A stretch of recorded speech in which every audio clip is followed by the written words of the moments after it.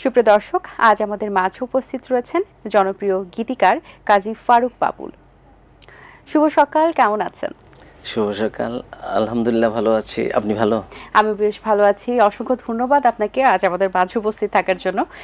কারণ আপনার গুণ সম্পর্কে আমরা সকলেই জানি এবং দর্শক শ্রোতা হয়তোবা যারা গান করেন তাদেরকে তো চেনেন, পাশাপাশি কিন্তু এখন দর্শকরা বেশ স্মার্ট এবং তারা আসলে গানটা সুর কারা করছেন, লিখেছেন কারা, তাদের ব্যাপারেও কিন্তু অনেকেই জানেন। এবং আপনি এমন বিখ্যাত মানুষদের জন্য গান লিখেছেন এবং আপনার কারণে অনেকেই বিখ্যাত হয়েছে, অনেকের গান পপুলার হয়েছে। সো এই যে জার্নিটা আপনার জীবনে, আপনার ক্যারিয়ার, এবং শুরুতে যখন একটু শুরুর সময়টা আপনার কাছ থেকে জানতে চাই, আপনার জন্য কেমন ছিল? অনেকে বলে ছোটবেলা থেকেই করছি, অনেকে বলে যে অনেক দিনের প্র্যাকটিসে করা। সো আপনার জীবনের এই গানের সাথে যুক্ত হওয়াটা কিভাবে? আপনাকে অনেক ধন্যবাদ।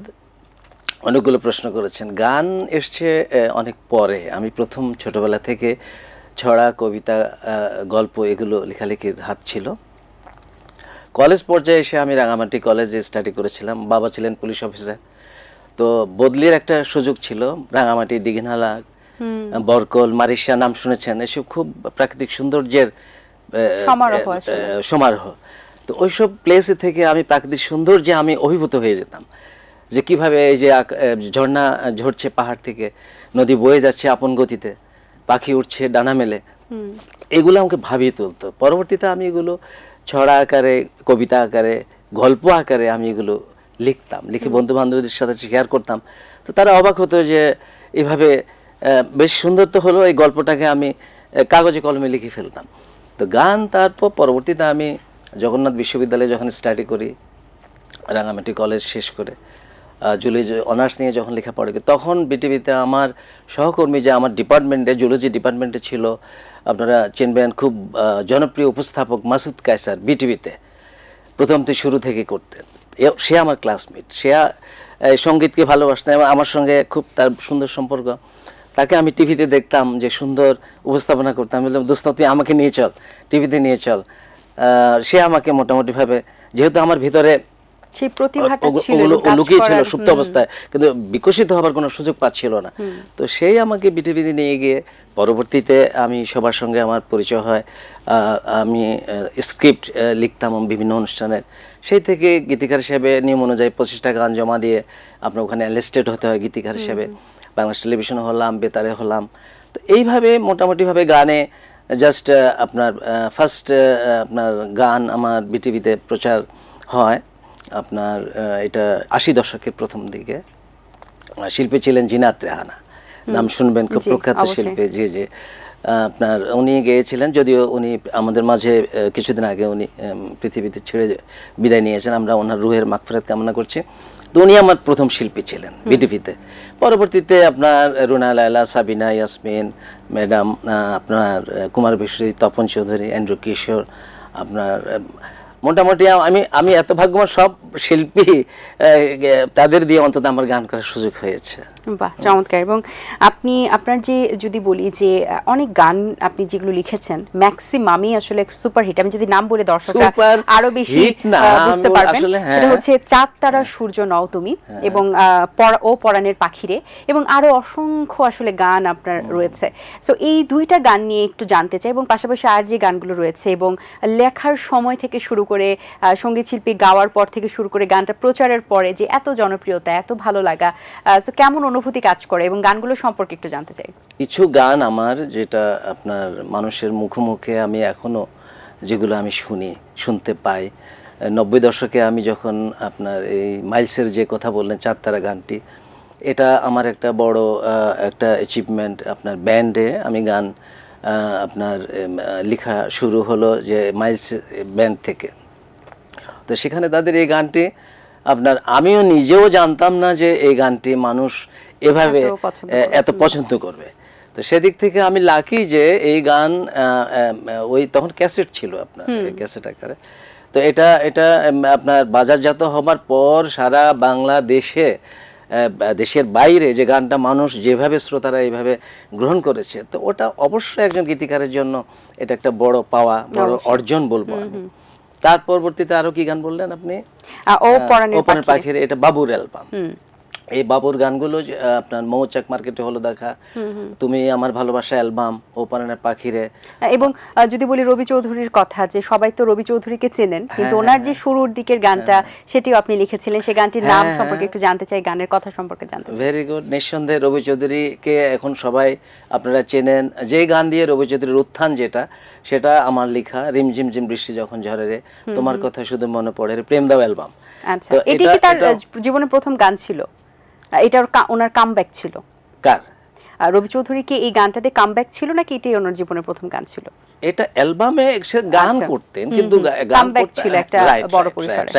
মানে যে গান দিয়ে তাকে চিনলো সবাই, শ্রোতারা চিনলো যে রবি চৌধুরী, এটা সেটাই হলো এই আমার লেখা যে রিমঝিম বৃষ্টি যখন ঝরে রে। ওই অ্যালবামে আমার লেখা আরো কিছু গান ছিল, এটা। আচ্ছা। তারপরে আপনার যে মন পাখি তুই চলে গেলি রে, ওই অ্যালবাম, প্রেম দাও অ্যালবামের নাম। তারপরে আরো হচ্ছে কি জানি কি বুঝিয়া, এসব গান ছিল আপনার ওই অ্যালবামে, প্রেম দাও অ্যালবামে। এছাড়াও আরো গুণী শিল্পীদের আপনি গান লিখেছেন, কুমার বিশ্বজিৎ, শাফিন আহমেদ, রিজিয়া পারভিন, এই ধরনের শিল্পীদের গানও আপনার লেখা হয়েছে, তাদের জন্য গান লিখেছেন আপনি। সো এই যে ক্যারিয়ারের এই ধরনের গান লেখা এবং গুণী শিল্পীরা গাইছেন এবং আপনিও একজন গুণী ব্যক্তিত্ব হয়ে তাদের জন্য গানটি লিখছেন, সো এই ধরনের কাজগুলো আসলে কতটুকু প্রভাবিত করে সঙ্গীত জগতে? এটা তো পপুলারিটি, যেটা যে গান পপুলার যখন হয়, শ্রোতা সমাদৃত যখন হয়, এটা নিঃসন্দেহে একজন গীতিকার, একজন সুরকার, একজন শিল্পীর জন্য সবচেয়ে বড় পাওয়া। তো এটা যাদের জীবনেই হবে তারা তো একটা বড় অর্জন, তাদের সৌভাগ্যে, এটা নিঃসন্দেহে বলা যাবে। তো তারা তো অবশ্যই লাকি, এটাও বলা যাবে। তাদের এটাকে ফলো করে আরও যাদের পরিচিতি হয়তো ওই পর্যায়ে এখনো হয়নি, তারা ওটাকে অনুসরণ করে তারা সে পর্যায়ে যাবার একটা তাদের পরিকল্পনা থাকবে। এটা হলো সবচেয়ে বড় কথা আর কি।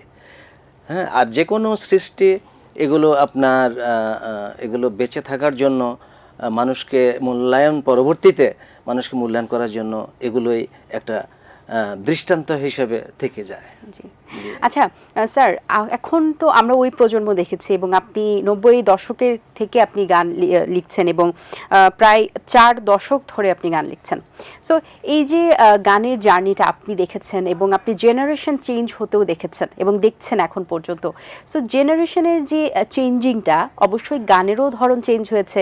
আপনি বলছিলেন যে ক্যাসেটে আমরা শুনেছি, আসলে ক্যাসেট, ডিভিডি, সিডি, তারপর অ্যালবাম, তারপর মিউজিক ভিডিও এখন চলছে।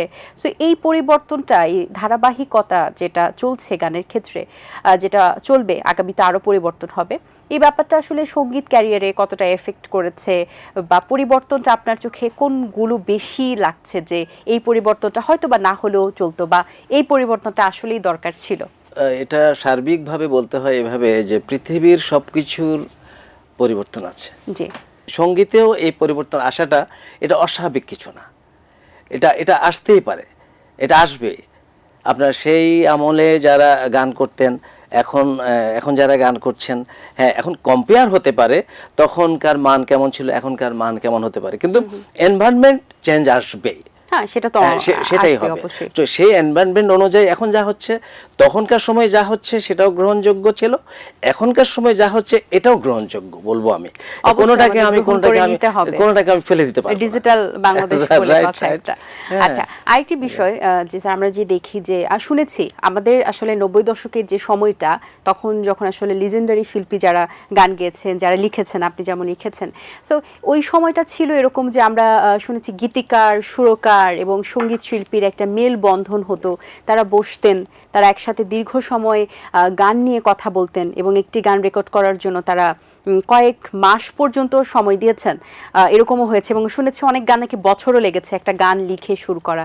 এখন যেটা দেখছি যে একদিনেই কিন্তু 10টা গান নামিয়ে ফেলছেন এবং অত্যাধুনিক মিউজিক সিস্টেম ব্যবহার করে কিন্তু সেই আসলে তবলা বাজানোর জন্য তবলা বাদক দরকার হচ্ছে না, গিটার বাজানোর জন্য গিটারিস্ট প্রয়োজন হচ্ছে না, এবং হারমোনি বাজানোর জন্য কোনো লোক প্রয়োজন হচ্ছে না, সব কিছুই ডিজিটাল ওয়েতে হচ্ছে। তো এই ক্ষেত্রে তো আসলে শিল্পী যারা ছিলেন, তবলা বাদক থেকে শুরু করে যারা আসলে মিউজিকে আছেন, মিউজিশিয়ান মিউজিশিয়ান যারা ছিলেন তারা কিন্তু দিন দিন হারিয়ে যাচ্ছেন, ঐতিহ্যটা আমরা হারিয়ে ফেলছি। কিন্তু এই যে পরিবর্তনের কথা যেটা থেকে আসলো, যে এই পরিবর্তনটা কি আমরা এই জেনারেশনটা কি একটু মিস করছি না, বা আমাদের জন্য কি একটু দরকার ছিল না সেই বসাটা, সেই আড্ডা দেওয়াটা, সেই আপনাদের মতো গুণী শিল্পীদের সান্নিধ্য পাওয়াটা, বা বসে ঘন্টার পর ঘন্টা দিনের পর দিন গান নিয়ে আলোচনা করা, গানের পাশে থাকা? এ প্রসঙ্গে বলতে হবে যে ডারউইনের যে থিওরিটা, ডারউইন বলেছেন যে পরিবেশের সঙ্গে যারা খাপ করে চলতে পারবেন তারা পৃথিবীতে টিকে থাকবেন, আর যারা পরিবেশের সঙ্গে খাপ করে চলতে পারবেন না তারা পৃথিবী থেকে আস্তে আস্তে বিলীন হয়ে যাবেন। এখন আপনার এখানে আসবো, এই থিওরিটাই ঠিক যে এই পরিবেশ এখন কি আপনি বললেন যে ফ্যাসিলিটিস, হ্যাঁ প্রচুর ফ্যাসিলিটিস এখন আপনি একটা গান আমরা রেকর্ড করছি, এটা বারবার আছে, এটাকে আমি বারবার না গেয়ে শিল্পী এটাকে আমি কপি করে দিচ্ছি, তাকে গাইতে হলো না। ঠিক আছে, এখন একদিক থেকে শিল্পী গীতিকার সুরকার সমন্বয়ে যেটা বললেন একসময় ছিল, সেটাও আমি মানি, এখন না থাকার সেদিকে এটা বিশদভাবে বলা শেষ হবে না। তো সংক্ষেপে বলি, সেটা হলো যেমন প্রত্যেকে আমরা এখন ব্যস্ত, আমাদের কর্মব্যস্ততায় আমরা আগেকার জীবন আর এখনকার জীবন, আমাদের সার্বিকভাবে আমরা জীবনকে বাঁচিয়ে তোলার রাখার তাগিদে আমাদেরকে ব্যস্ত হতেই হয় অ্যাট এনি কস্ট। তো সেই দিক থেকে প্রত্যেকে আমরা দেখা যায়, গীতিকার সেও তো এত তার জীবন জীবিকা নিয়ে ব্যস্ত, সুরকার এত জীবন জীবিকা নিয়ে ব্যস্ত, তারপর আপনার এই এনভায়রনমেন্টটা আর হয়ে উঠছে না। যে আপনি যেটা বললেন, এটাও বলবো যে সেই টেকনিক্যাল ফ্যাসিলিটির এটা সুযোগটা আছে বিধায় তো আপনি এটাকে ইউজ করছেন। এটা যদি না থাকতো তাহলে তো আপনি পারতেন না।